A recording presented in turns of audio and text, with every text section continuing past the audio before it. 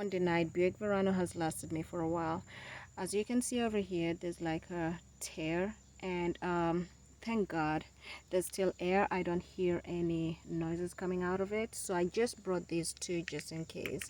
This is what you use whenever you want to try and push this cable in, and right after you pull it in, once you push it in there and you pull it out, this actually remains in the tube, and then you can go ahead and cut it so that it can become smooth, and it can merge together with the tire, and that way you can go ahead and fill it up and you can continue it on your way without any air coming out of the tire. So this is one of the few things that I've had to do. I've had to also change the brakes, as you can see in there. Me and my husband, we've worked together to change the brakes on this vehicle, and it has actually helped a lot. Another thing I'd like to say, 3,000 miles I have to change the oil change. And so what I do, I'm somebody who don't like lifting the sedan all the way from the bottom using the jack. So I use one of those oil extractors. I put the oil extractor in here. You see where you can go ahead and check how much engine oil you have.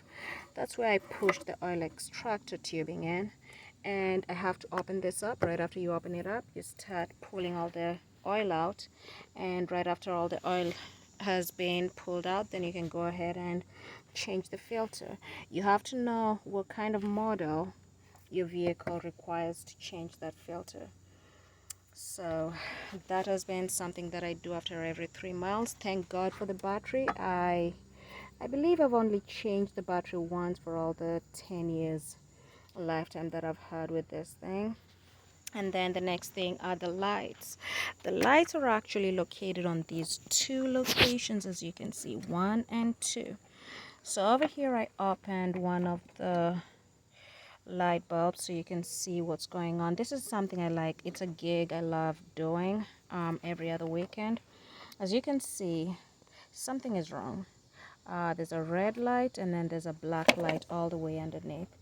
So right after, once you buy it, once you go out there and you're trying to purchase one of these cables, the reason I purchased this is because down here, these two cables had burnt out. The two cables, 1 and 2, they all burnt out, and so I had to cut it up in the center. And right after I cut it up, I had to strip off the plastic so that only the wires could show. And right after the wires was showing, we connected the wire and then clamped them together. Be very careful when you're working with electricity, because anything can happen, and there can be fire on your vehicle. So you have to make sure right after you take this out, you look at the cables, which cable is red and which cable is black. And once you know which one is which, you compare it with this. Even though it's black and black, you know that this one is the red and that one is the black, and then you connect it all together. So that's another issue that I've had for all these 10 years I've had the Verano. Other than that, it's a really nice car. Let me see what else. A tail lamp. So the outward one was okay, but then when you're looking at the inner one, that was actually messed up, and so I had to buy the correct light for that, and we had to go ahead and change that. New goodies to share. That's actually the one for the front headlight. No, that's the low beam light, and then over here you're looking at the tail light. It's 194 and it's called Sylvania, and that's exactly what I replaced on the back. This is exactly where you're going to replace that inner light. So what you need is, you just need a chisel, put it in there, pop it out, and it's out. Pop this other one out and it's out. The next one, this one just comes right out, and you only need these 3, and right after that you yank it up, and once you yank it out, you're able to access the inner light, and you just plug that in there. Small issue I'm having right now, as you can see, the light bulb, the brake light. So that brake light, 2 of them are not working, and so what we're going to do is we'll have to go inside of the vehicle at the passenger seat, remove the whole of it, and just plug the new one in there. That's one thing, one of the work that I'll be doing next weekend. So this is a brand new glass that they replaced, and I was wondering, why is this happening? Then I remembered right after the glass was replaced, I noticed that this was coming apart and this is also coming apart. I tried to see, okay, how did they do this when they replaced the vehicle, when they replaced the windows?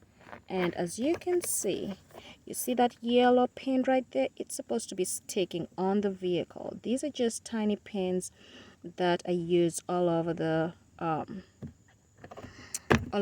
hand. I forget the name of this thing, what you call it, but they try to put it all over it. And all you gotta do is just push it. Right after you open it, you're able to push it and it sticks in there. But what's fascinating right now is on this side of the vehicle, I can see that that's not, I believe, I don't see any pin connected to that side or any pin connected to this other side. It looks like glue.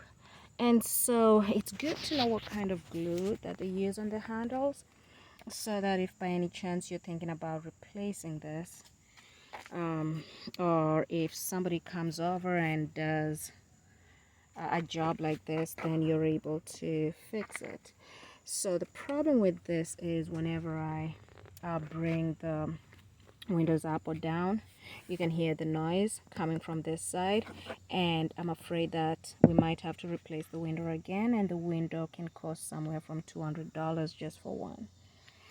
So other than everything else, this vehicle is running at 140,000 miles, and it's 10 years old, and it's doing pretty well for a Verano.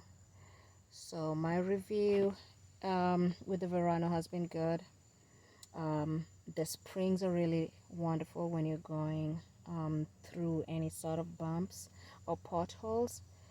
So next time I'm hoping to get another vehicle, and maybe a Jaguar, an Audi would be the next match. Okay, bye.